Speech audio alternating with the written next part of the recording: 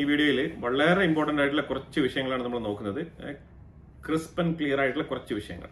India 2 squadron F-35 വാങ്ങിയേക്കും എന്നുള്ളൊരു വാർത്ത സൈഡിൽ നിങ്ങൾക്ക് കേൾക്കുന്നുണ്ട്. ഇന്ത്യൻ ആർമി കൺഫേം ചെയ്തിട്ടുണ്ടോ എന്ന് ചോദിച്ചു കഴിഞ്ഞാൽ കൺഫേം ചെയ്യും, അങ്ങനെ തന്നെയാണ് വാർത്ത വന്നുകൊണ്ടിരിക്കുന്നത്. ഇന്ത്യൻ ഡിഫൻസിൽ തന്നെയാണ്, ഡിഫൻസിന്റെ സൈഡിൽ തന്നെയാണ് ഈ ഒരു വാർത്ത വരുന്നത്. ഇത് പ്രാഥമിക ഘട്ട ചർച്ചയായിട്ടാണ് മുന്നോട്ട് നീങ്ങുന്നത്. എന്തായാലും ഇതിന്റെ കൺഫർമേഷൻ വരുന്ന മുറയ്ക്ക് ഞാൻ അപ്ഡേറ്റ് ചെയ്യാം. അതായത് 2 സ്ക്വാഡ്രൺ F-35 വാങ്ങാനുള്ള ഒരു ചർച്ച നടക്കുന്നുണ്ട് ഇന്ത്യൻ ഡിഫൻസിൽ. അത് ശരിക്കും പറഞ്ഞാൽ ഈ ട്രേഡുമായിട്ട് ബന്ധപ്പെട്ട് വളരെയധികം ടൈഅപ്പായി കിടക്കുന്ന ഒരു വിഷയമായി മാറിയിരിക്കുകയാണ് ഇപ്പൊ ഈ F-35. ഈ ട്രേഡ് ഇതുവരെ നമുക്ക് ഒരു രീതിയിലും റെഡിയായി കിട്ടിയിട്ടില്ല.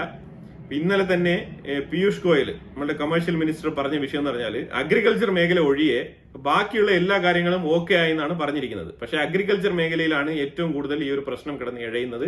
ഇനി ഓഗസ്റ്റ് 1-ാം തീയതിക്കുള്ളിൽ നമുക്ക് ഒരു കൺക്ലൂഷനിൽ എത്താൻ പറ്റിയില്ല എന്നുണ്ടെങ്കിൽ മറ്റുള്ള മേഖലകളൊക്കെ കൺക്ലൂഡ് ചെയ്ത രീതിയിൽ ഈ അഗ്രികൾച്ചർ മേഖലയെ മാത്രം ഓപ്പൺ ആക്കി വെച്ചിട്ട് ഒരു മിനി ഡീൽ നമുക്ക് റെഡിയാക്കി തരും, ട്രേഡ് ഡീൽ എന്നാണ് മനസ്സിലാക്കാൻ പറ്റുന്നത്. പിന്നെ ഇന്ത്യൻ ഗവൺമെന്റ് വളരെയധികം പ്രതീക്ഷയിലാണ്. അമേരിക്ക എടുത്ത് പറഞ്ഞിരിക്കുന്നത്, ആ ഒരു വാർത്ത വായിച്ചപ്പോൾ എനിക്ക് മനസ്സിലാക്കാൻ പറ്റിയത്, ഇന്ത്യക്ക് ഒരു സ്പെഷ്യൽ കൺസിഡറേഷൻ കിട്ടും എന്ന് തന്നെയാണ് പ്രതീക്ഷിക്കുന്നത് എന്നുള്ള രീതിയിലാണ്. ഇതേ സൗണ്ടിൽ തന്നെയാണ് അമേരിക്ക എടുത്ത് പറഞ്ഞിരിക്കുന്നത്. ഇതിൽ കൂടുതൽ നമുക്ക് അങ്ങോട്ട് പറയാനില്ല, ആ രീതിയിൽ പറഞ്ഞിട്ടുണ്ട്. ഇനി എല്ലാം തന്നെ ട്രംപിന്റെ കയ്യിലാണ് കാര്യങ്ങളുള്ളത്. ഇനിയിപ്പോൾ അയാൾ എന്ത് തീരുമാനിക്കും നമുക്കറിയത്തില്ല. അതിനോടൊപ്പം ഈ ഒരു ഡീൽ ഫൈനലൈസ് ചെയ്യുന്നതുമായിട്ട് ബന്ധപ്പെട്ട് ചില പ്രൈസ് നെഗോസിയേഷൻസ് വന്നു കഴിഞ്ഞാൽ 2 സ്ക്വാഡ്രൺ F-35 ഓർഡർ ചെയ്യാനുള്ള സാധ്യത വളരെ കൂടുതലാണ്. ഇതാണ് നമ്മൾ മനസ്സിൽ വെക്കേണ്ട വിഷയം. കാരണം ഇന്ന് ഡൊണാൾഡ് ട്രംപ് അവിടെ ഉണ്ട്. ഈ US കമേഴ്ഷ്യൽ ഡിപ്പാർട്ട്മെന്റ് ഈ താരിഫ് അങ്ങ് ഇന്ത്യയുടെ മേളിൽ അടിച്ചേൽപ്പിച്ചിട്ട് അങ്ങ് പോകും. 2-3 വർഷം കഴിയുമ്പം ട്രംപിന്റെ വഴിക്ക് പോകും. പക്ഷേ ഈ ഒരു താരിഫ് എന്നേക്കുമായിട്ട് അവിടെ കിടക്കും. പിന്നീട് ഇന്ത്യയുടെ സൈഡിൽ നിന്നും ഇപ്പം അവിടെ ഡെമോക്രാറ്റുകളുടെ ഭരണം വന്നാലും ശരി, പിന്നീട് റിപ്പബ്ലിക്കൻസ് വന്നാലും ശരി തന്നെ നമ്മൾ ഇത് നെഗോഷിയേറ്റ് ചെയ്ത് പിന്നീട് താഴ്ത്തി കൊണ്ടുവരണം എന്നൊക്കെ പറഞ്ഞു കഴിഞ്ഞാൽ വലിയ ചാലഞ്ചാണ്. അതുകൊണ്ട് തന്നെയാണ് ഇത്രമാത്രം ഇന്ത്യ ഈ ഒരു വിഷയത്തിൽ കടുംപിടുത്തം പിടിക്കുന്നത്. പക്ഷെ അതേസമയം ഈ ഒരു നെഗോസിയേഷന്റെ ഭാഗമായിട്ട് ഇന്ത്യക്കുള്ളിൽ അഗ്രികൾച്ചർ മേഖലയിൽ പ്രത്യേകിച്ച് നമ്മൾ മാർക്കറ്റ് ഓപ്പൺ ചെയ്ത് വിട്ടു കഴിഞ്ഞാൽ ഇന്ത്യക്കുള്ളിലുള്ള ഫാർമേഴ്സ് ഓൾറെഡി തന്നെ ഇവിടെ കഷ്ടപ്പാടാണ്. ഇനിയിപ്പോൾ അതിൻ്റെ ഇടയ്ക്ക് പല രീതിയിൽ കാലാവസ്ഥ ദുരിതം, അതുപോലെ തന്നെ ഭയങ്കര ഡിസാസ്റ്ററും കാര്യങ്ങളൊക്കെ ഇവിടെ ഉണ്ട്. കൃഷി അത്ര വിജയകരമായ രീതിയിൽ കൊണ്ടുപോകാൻ പറ്റാത്ത ആൾക്കാർ ഒരുപാടുണ്ട്. ലോൺ എടുത്ത് കൃഷി ചെയ്യുന്ന ആൾക്കാരുണ്ട്. ചിലർക്ക് സബ്സിഡി ഉണ്ട്, ചിലർക്ക് സബ്സിഡി പോലും ഇല്ല. ആ രീതിയിൽ പല രീതിയിലുള്ള പ്രശ്നങ്ങൾ ഇന്ത്യക്കുള്ളിലുണ്ട്. ഇതിന്റെ ഇടയ്ക്ക് അമേരിക്കയുടെ അഗ്രികൾച്ചർ പ്രോഡക്റ്റും കൂടെ ഇന്ത്യക്കുള്ളിലേക്ക് കയറ്റി വിട്ടു കഴിഞ്ഞാൽ സംഭവിക്കാൻ പോകുന്നത് പിന്നെ ഒന്നും പറയണ്ടല്ലോ, ദുരന്തം തന്നെയായിരിക്കും. അതുകൊണ്ടാണ് ഇന്ത്യ ഈ രീതിയിൽ വളരെ റഫ് ആൻഡ് ടഫായിട്ട് ഈ ഒരു അഗ്രികൾച്ചർ മേഖലയെ നോക്കിക്കാണുന്നതും ഈ ഒരു ഡീലിലേക്ക്, ഒരു കോംപ്രമൈസിലേക്ക് എത്താൻ പറ്റാത്തത്. എനിവേ, അത് വളരെ സ്ട്രോങ് ആയിട്ട് തന്നെയാണ് നമ്മൾ നെഗോഷിയേറ്റ് ചെയ്തിരിക്കുന്നത്. ശുഭപ്രതീക്ഷയിലാണ്. ഗോദ്രേജ് എന്റർപ്രൈസസ് ഗ്രൂപ്പ് അവര് എയറോസ്പേസ് സ്പെയർ പാർട്സുകൾ മാനുഫാക്ചറിങ് ചെയ്യാൻ വേണ്ടിയിട്ട് രംഗത്തിറങ്ങാണ്, ഗോദ്രേജ് കമ്പനി. അപ്പൊ അതിന് അവരൊരു കരാർ സ്വന്തമാക്കിയിട്ടുണ്ട്. പ്രാറ്റ് ആൻഡ് വൈറ്റ്നി എന്ന് പറഞ്ഞ കമ്പനി, ഇത് ബേസിക്കലി ഒരു കനേഡിയൻ കമ്പനിയായിട്ട് ഇനിഷ്യലി സ്റ്റാർട്ട് ചെയ്തൊരു കമ്പനിയാണ്. അപ്പൊ അങ്ങനെ ഒരു ഫോറിൻ കമ്പനിയുമായിട്ടാണ് ഈ ഒരു കോൺട്രാക്ട് വന്നിരിക്കുന്നത്. അവരും ഈ ഒരു എയറോസ്പേസിന് വേണ്ടിയിട്ടുള്ള സ്പെയർ പാർട്സ് മാനുഫാക്ചറിങ് രംഗത്ത് തന്നെയാണ്. പ്രാറ്റ് ആൻഡ് വൈറ്റ്നി എന്ന് പറയുന്നത് അവര് ഇഞ്ചിൻ മാനുഫാക്ചറിങ് ചെയ്യുന്ന കമ്പനിയാണ്. ഇഞ്ചിൻ മാനുഫാക്ചറിങ് എന്ന് പറഞ്ഞാൽ ഫ്ലൈറ്റിന്റെ ഇഞ്ചിൻ മാനുഫാക്ചറിങ് ചെയ്യുന്ന കമ്പനിയാണ്. വളരെ പഴക്കമുള്ള കമ്പനിയാണ്, അവർ എക്സ്പീരിയൻസ്ഡ് ആണ്. അപ്പൊ അവർ കോസ്റ്റ് എഫക്റ്റീവ് ആയിട്ട് ഈ സാധനങ്ങളൊക്കെ പ്രൊഡ്യൂസ് ചെയ്യാൻ വേണ്ടിയിട്ടാണ് ഇപ്പം ഇന്ത്യയുമായിട്ട് ഒരു ടൈഅപ്പിലേക്ക് വന്നിരിക്കുന്നത്. വളരെ നല്ല പ്രോജക്റ്റ് ആണ്. ഗോദ്രേജ് ഓൾറെഡി തന്നെ നല്ല പാരമ്പര്യമുള്ള കമ്പനിയാണ് ഇന്ത്യക്കുള്ളിൽ. ഇനിഷ്യലി 35,000 സ്ക്വയർ മീറ്ററിലാണ് ഇതിന്റെ ഒരു മാനുഫാക്ചറിങ് യൂണിറ്റ് തുടങ്ങുന്നത്. പക്ഷെ അതേസമയം 48,000 സ്ക്വയർ മീറ്റർ അഡീഷണൽ ആയിട്ട് ഡെവലപ്പിംഗിലാണ്. ശരിക്കും പറഞ്ഞാൽ 83,000 സ്ക്വയർ മീറ്റർ ആണ് ഇതിന്റെ ടോട്ടൽ വിസ്തീർണമുള്ളത് ഈ ഒരു ഫാക്ടറിക്ക്, മാനുഫാക്ചറിങ് യൂണിറ്റിന്. അപ്പൊ അത്രമാത്രം സ്റ്റാഫിനെ ഹയർ ചെയ്യാനുള്ള പോസിബിലിറ്റീസ് ഉണ്ട്. ടെക്നീഷ്യൻസ്, ഈ മേഖലയിൽ ജോലി അന്വേഷിക്കുന്നവർക്ക് ഗോദ്രേജ് കമ്പനിയിൽ ഒരു അപ്ലിക്കേഷൻ ഇട്ട് കഴിഞ്ഞാൽ ഫ്യൂച്ചറിൽ ഒരു ജോലിക്കുള്ള വകുപ്പുണ്ട്. ഈ പ്രാറ്റ് ആൻഡ് വൈറ്റ്നി എന്ന് പറഞ്ഞ കമ്പനി RTX എന്ന് പറഞ്ഞ ഗ്രൂപ്പ് ഓഫ് കമ്പനിയുടെ ഭാഗമാണ്. RTX ഇവരിപ്പോഴും ഒരു മേജർ എയറോസ്പേസ് കമ്പോണന്റ് സപ്ലയർ ആണ് ഗ്ലോബലി, വേൾഡ് വൈഡ്. അതാണ് ഇതിനകത്ത് ഏറ്റവും വലിയ പ്രത്യേകത. ഇന്ത്യയും അമേരിക്കയും തമ്മിൽ ഒരു ഡിഫൻസ് സ്റ്റോക്ക് ഇന്ന് സംഭവിച്ചിട്ടുണ്ട്. ഇത് നമ്മൾ ഈ ഓസ്ട്രേലിയയുമായിട്ട് ബന്ധപ്പെട്ട് മൾട്ടിലേറ്ററലായിട്ട് നടത്തുന്ന ഡിഫൻസ് ഡ്രില്ലുമായിട്ട് ബന്ധപ്പെട്ടുള്ള ആ ഒരു ഡെവലപ്മെന്റ്സിന്റെ ഭാഗമാണ് ഈ ഒരു ചർച്ച. അപ്പൊ ഇതിന്റെ ഈ ഒരു ഡ്രില്ലിന്റെ പേര് തലിസ്മാൻ എന്ന് പറഞ്ഞ ആ ഒരു ഡ്രില്ലാണ് കണ്ടക്ട് ചെയ്യുന്നത്. അപ്പൊ ഇത് ലാസ്റ്റ് ഇയർ കണ്ടക്ട് ചെയ്തിരുന്നു. അപ്പൊ ഇനിയിപ്പം ഈ വർഷവും ഇതുമായിട്ട് ബന്ധപ്പെട്ടുള്ള ചർച്ചകളാണ് മുന്നോട്ട് കൊണ്ടുപോയത്. ഇതിനകത്ത് എയർ മാർഷൽ അശുതോഷ് ദീക്ഷിത്തും അമേരിക്കൻ ഡിഫൻസിന്റെ ഡെപ്യൂട്ടി കമാൻഡർ ആയിട്ടുള്ള ജോഷുവ റൂദും തമ്മിലാണ് ഈ ഒരു ചർച്ച നടന്നത്. തികച്ചും അമേരിക്കയും ഇന്ത്യയും തമ്മിലുള്ള ഡിഫൻസ് പാർട്ട്ണർഷിപ്പ് വളരെ സ്ട്രെങ്തൻ ചെയ്യുന്നതിന്റെ ഭാഗമായിട്ടാണ് ഈ ഒരു ചർച്ച നടത്തിയത് എന്നാണ് രണ്ടുപേരും ജോയിന്റ് സ്റ്റേറ്റ്മെന്റിൽ പറഞ്ഞിരിക്കുന്നത്. ഇന്ത്യ ഫ്രാൻസിൽ നിന്നും ഒരു 114 എയർക്രാഫ്റ്റ് മേടിക്കാനുള്ള ഒരു പ്ലാൻ വെച്ചിട്ടുണ്ടായിരുന്നു. ആ ഡ്രാഫ്റ്റെല്ലാം തയ്യാറാക്കി എഗ്രിമെന്റ് എല്ലാം റെഡിയായി ഇരുന്ന ഒരു സാഹചര്യത്തിലാണ് ഇന്ത്യ ഈ ഒരു 114 എയർക്രാഫ്റ്റ് മേടിക്കുന്ന പദ്ധതി ആദ്യം ഒരു 60 എണ്ണം മേടിച്ചിട്ട് പിന്നെ 54 എണ്ണം പിന്നീട് മേടിക്കാം എന്നുള്ള നിലയിലേക്ക് ഇതിനെ ഡിവൈഡ് ചെയ്ത് പർച്ചേസ് ചെയ്യാൻ വേണ്ടിയിട്ടുള്ള തീരുമാനം എടുത്തിരിക്കുന്നത്. ഇതിന് കാരണം വേറെ ഒന്നുമല്ല, ഈ 60 ഇന്ത്യക്ക് വരുന്ന ആ ഒരു സാഹചര്യത്തിൽ ഇന്ത്യക്കുള്ളിൽ തന്നെ ഇൻഡിജിനിയസ് ആയിട്ട് എത്രമാത്രം പ്രൊഡക്ഷൻ ചെയ്യാൻ പറ്റും എന്നുള്ള രീതിയിലും കൂടെ ചിന്തിക്കുന്നുണ്ട്. അങ്ങനെ വരുമ്പോഴത്തേക്കും ഒരുപക്ഷെ നമുക്ക് ഈ ഒരു 60 എണ്ണം തന്നെ മതിയാവും. ഇൻഡിജിനിയസ് ഉൽപാദനം പ്രൊമോട്ട് ചെയ്യുന്നതിന്റെ ഭാഗമായിട്ടാണ് ഈ ഒരു കട്ട് ഓഫ് ചെയ്തിരിക്കുന്നതെന്നാണ് പറയുന്നത്. ഇത് കട്ട് ഓഫ് അല്ല, ശരി 2 ടൈമായിട്ട് ഓർഡർ പ്ലേസ് ചെയ്യാനാണ് തീരുമാനിച്ചിരിക്കുന്നത്. F-35 പർച്ചേസുമായിട്ട് ബന്ധപ്പെട്ട് നമുക്ക് ഇതിനെ കൂട്ടി വായിക്കാൻ പറ്റും. കാരണം അതായത് റഫാലിന്റെ 60 എണ്ണം മേടിക്കുന്നു, അതിനോടൊപ്പം ബാക്കി 54 എണ്ണം കട്ട് ഓഫ് ചെയ്തിട്ട് 2 സ്ക്വാഡ്രൺ F-35 പോകാനുള്ള സാധ്യതയും വളരെ കൂടുതലാണ്. ഇതുമായിട്ട് ബന്ധപ്പെട്ട് റഷ്യയുമായിട്ട് ഇന്ത്യ വെച്ചിരിക്കുന്ന ഡീലിൽ യാതൊരു ഡൗട്ടും വേണ്ട. റഷ്യ ഇന്ത്യക്കുള്ളിൽ മാനുഫാക്ചറിംഗ് യൂണിറ്റ് തന്നെയാണ് സ്ഥാപിക്കുന്നത്. അത് ഏത് നേരത്തും റഷ്യൻ ഫൈറ്റർ ജെറ്റുകൾ നമുക്ക് അവൈലബിൾ ആകുന്ന രീതിയിലാണ് ആ ഒരു കോൺട്രാക്ട് നമ്മൾ എസ്റ്റാബ്ലിഷ് ചെയ്തിരിക്കുന്നത്. അപ്പൊ അതുകൊണ്ട് റഷ്യയുടെ ഫൈറ്റർ ജെറ്റുകളും ഇന്ത്യക്കുള്ളിലുണ്ട്, ഫ്രാൻസിന്റെ ഫൈറ്റർ ജെറ്റുകളും ഇന്ത്യക്കുള്ളിലുണ്ട്, അമേരിക്കയുടെ ഫൈറ്റർ ജെറ്റുകളും കൂടി ഇന്ത്യക്കുള്ളിൽ വന്നേക്കാം എന്നാണ് പൊതുവിൽ നമുക്ക് മനസ്സിലാക്കാൻ പറ്റുന്നത്. അപ്പൊ എന്തായാലും അമേരിക്കയുടെ കാര്യത്തിൽ ഒരു കൺഫർമേഷൻ ഇതുവരെ കിട്ടിയിട്ടില്ല. ഇന്ത്യ ഡ്രോൺ മോബ് ഡ്രില്ല് എവിടെ എന്ന് പറഞ്ഞാല് ഇന്ത്യ മ്യാൻമർ ബോർഡറിലാണ് ഈ ഒരു മോബ് ഡ്രിൽ നടത്തിയത്. ഇത് വേറൊന്നും കൊണ്ടല്ല, ഈ ഉൾഫ തീവ്രവാദികളെ ജസ്റ്റ് ഒന്ന് അലേർട്ട് ചെയ്യാനും ഭീഷണിപ്പെടുത്താനും വേണ്ടിയിട്ടാണ് ഈ ഒരു ഡ്രോൺ മോബ് ഡ്രില്ല് നടത്തിയത്. അത് ഡ്രോൺ വെച്ചാണല്ലോ ഫുൾ ആൻഡ് ഫുൾ ഈ ഉൾഫ തീവ്രവാദികൾക്കെതിരെ ഇന്ത്യ ആക്രമണം നടത്തിയത്. അപ്പൊ അത് വെച്ച് തന്നെ ഒരു ഡ്രിൽ അങ്ങ് നടത്തിയേക്കാന്ന് പറഞ്ഞിട്ട് ഒരു അലേർട്ട് കൊടുക്കാൻ വേണ്ടിയിട്ട് ഡ്രിൽ നടത്തിയതാണ്. അതായത് ഉൾഫ നിങ്ങൾ ഏതെങ്കിലും തരത്തില് ഇന്ത്യയുടെ ആക്രമണത്തിന് റിറ്റാലിയേറ്റ് ചെയ്യാൻ വേണ്ടിയിട്ട് എവിടെയെങ്കിലും പതുങ്ങി ഒളിഞ്ഞൊക്കെ ഇരിക്കുകയാണെന്നുണ്ടെങ്കിൽ നിങ്ങൾ ജസ്റ്റ് ഒന്ന് മാറിപ്പോകുന്നത് നന്നായിരിക്കും എന്നുള്ള ഒരു അലേർട്ടാണ്, ഒരു സൂചനയാണ് കൊടുത്തത്, ഒരു വാണി.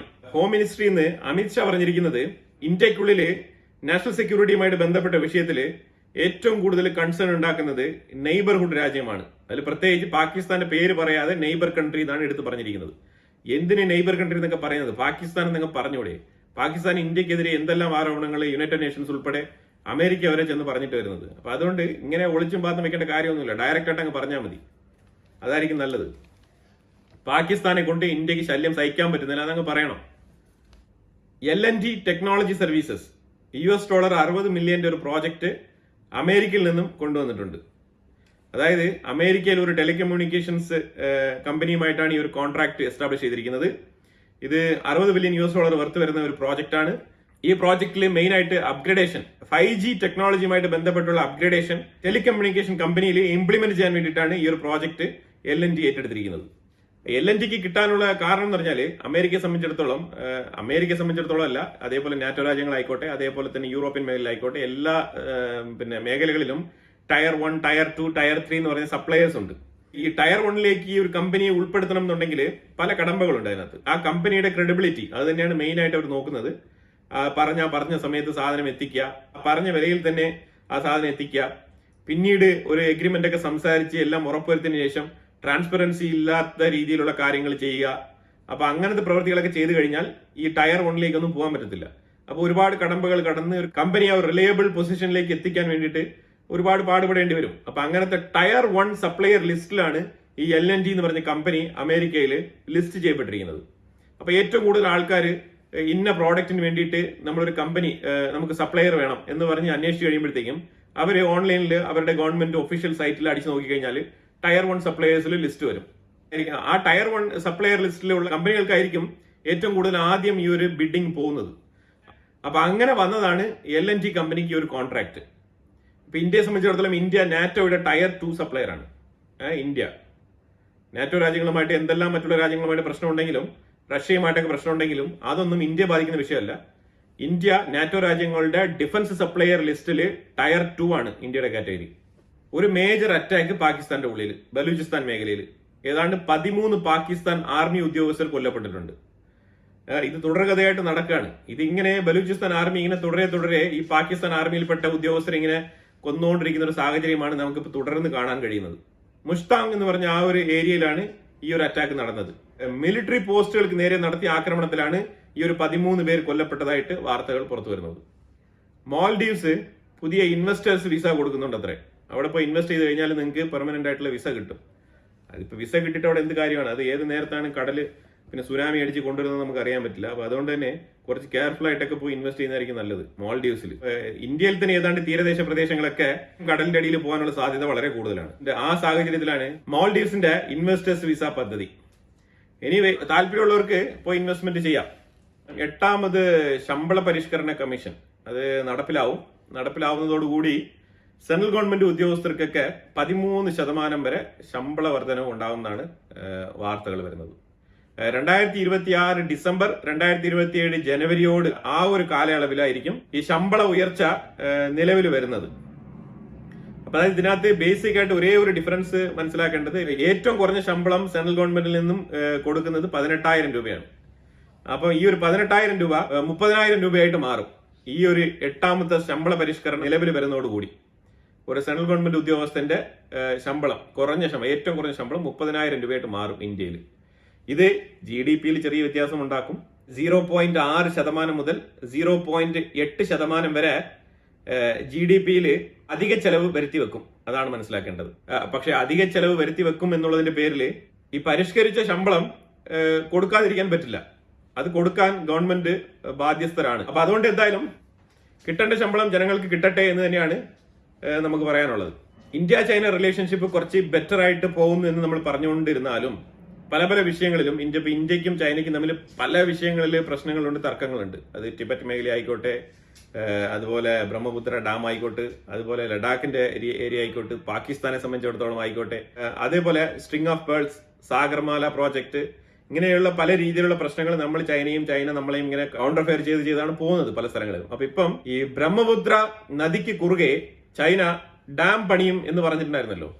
അപ്പൊ അതിനവര് തറക്കല്ലിട്ടിരിക്കുകയാണ്. ജൂലൈ 25-ാം തീയതിയാണ് അവർ തറക്കല്ലിട്ടത്. അതായത് ഇന്ത്യയുമായിട്ട് നല്ല രീതിയിലുള്ള റിലേഷൻഷിപ്പ് മുന്നോട്ട് പോകുന്ന സാഹചര്യത്തിൽ തന്നെയാണ് ഇന്ത്യക്ക് ഇമ്പാക്ട് ഉണ്ടാക്കുന്ന രീതിയിലാണ് ഈ ഒരു ബ്രഹ്മപുത്ര നദിയിൽ ഇവര് ഡാം പണിയുന്നത്. ഇതൊരു പക്ഷേ നമ്മൾ പാകിസ്ഥാനെതിരെ ഇൻഡസ് വാലി ട്രീറ്റിയുമായിട്ട് ചില നടപടികൾ എടുക്കുന്നുണ്ടല്ലോ, അതിനെ കൗണ്ടർ ചെയ്യുന്ന രീതിയിൽ ആവാം ഒരു പക്ഷേ ചൈന സ്ട്രാറ്റജിക് ആയിട്ടുള്ള പ്ലാനുമായിട്ട് മുന്നോട്ട് വരുന്നത് എന്നാണ് മനസ്സിലാക്കാൻ പറ്റുന്നത്. നിലവില് ഇന്ത്യയെ സംബന്ധിച്ചിടത്തോളം പാകിസ്ഥാനിന് ഒരിക്കലും ഇന്ത്യയെ ഡയറക്റ്റ് ആയിട്ട് കൗണ്ടർ ഫെയർ ചെയ്യാൻ സാധ്യമല്ല. ഒരു രീതിയിലും ഇന്ത്യക്കെതിരെ അല്ലെങ്കിൽ ഇന്ത്യയോട് ഏറ്റുമുട്ടാനുള്ള ഒരു കപ്പാസിറ്റി ഇപ്പം നിലവിൽ പാകിസ്ഥാനില്ല. അതിന് ഫുൾ സപ്പോർട്ട് ചെയ്തു കൊടുക്കുന്നത് ചൈനയാണ്. ഇനിയിപ്പം ഇൻഡസ് വാലി ട്രീറ്റി ആയിക്കോട്ടെ, അതേപോലെ തന്നെ ഇപ്പുറത്തെ സൈഡിൽ അരുണാചൽ പ്രദേശുമായിട്ട് ബന്ധപ്പെട്ട ആ ഒരു ഏരിയ ആയിക്കോട്ടെ, രണ്ടും തന്നെ ചൈനയ്ക്ക് വളരെ നിർണായകമാണ്. അപ്പൊ അതുകൊണ്ട് ഏത് പോയിന്റിലെങ്കിലും ഇത് ഗുണം ചെയ്യും എന്ന് വിചാരിച്ചുകൊണ്ട് ഏതെങ്കിലും ഒരു പോയിന്റിൽ ഇതിനെ നെഗോസിയേഷനിന് വിളിച്ചു വരുത്താൻ സാധിക്കും എന്ന് ചൈന ഉറച്ചു വിശ്വസിക്കുന്നുണ്ട്. അപ്പൊ അതിന്റെ പേരിലാണ് പോയി ഇപ്പം തറക്കല്ലിട്ടിരിക്കുന്നത്. കാരണം റെയർ എർത്ത് എലമെന്റ്സ് നിർത്തിയപ്പോഴാണ് ഇന്ത്യ കുറച്ച് ഫ്ലെക്സിബിലിറ്റി കാണിച്ച് ചൈനയുമായിട്ടൊരു അയവ് കാണിച്ച് മുന്നോട്ട് പോയത്. അപ്പൊ അതുകൊണ്ട് ചൈനയ്ക്ക് ഇപ്പൊ മനസ്സിലായി, ഇന്ത്യയെ ചില നിർണായക ഏരിയയിൽ ചെന്ന് പൂട്ടിക്കഴിഞ്ഞാൽ ഇന്ത്യക്കുള്ളിൽ നമുക്ക് കടന്നു കയറാൻ കഴിയും എന്ന് ചൈന ഉറച്ചു വിശ്വസിക്കുന്നുണ്ട്.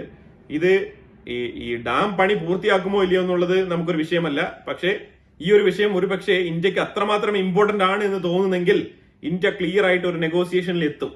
അത് തന്നെയാണ് ചൈന പ്രതീക്ഷിക്കുന്നത്. സൗദി അറേബ്യയിൽ നിന്നും ഒരു വാർത്ത വരുന്നുണ്ട്, ഫാർമസി തൊഴിലാളികളെ പിരിച്ചുവിടുന്നുണ്ട്. ഫാർമസി മേഖലയിൽ സ്വദേശീയവൽക്കരണം, അവിടുത്തെ ലോക്കൽ ആയിട്ടുള്ള അറബുകൾക്ക് ഫാർമസി മേഖലയിൽ ജോലി കൊടുക്കാൻ തീരുമാനിച്ച് ഫാർമസിസ്റ്റുകളെ പിരിച്ചുവിട്ട് തുടങ്ങിയിട്ടുണ്ട്. അതുകൊണ്ട് കുറെ മലയാളികൾക്ക് മാത്രമല്ല, ഫാർമസി മേഖലയിൽ ജോലി ചെയ്യുന്ന കഷ്ടപ്പെട്ട് ബി-ഫാമും ഡി-ഫാമും ഒക്കെ പഠിച്ചിട്ട് പോയി പണിയെടുക്കുന്ന ആൾക്കാർക്ക് ഇനി വീട്ടിലേക്ക് മടങ്ങാം. അതും കൂടി നമ്മൾ ഇതിനകത്ത് പറഞ്ഞു വെക്കുകയാണ്. അപ്പൊ ഇതിനെക്കുറിച്ചുള്ള അഭിപ്രായങ്ങൾ കമന്റ് ബോക്സിൽ രേഖപ്പെടുത്തുക. കൂടുതൽ വിഷയങ്ങളുമായിട്ട് അടുത്ത വീഡിയോയിൽ വരാം. Thank you so much.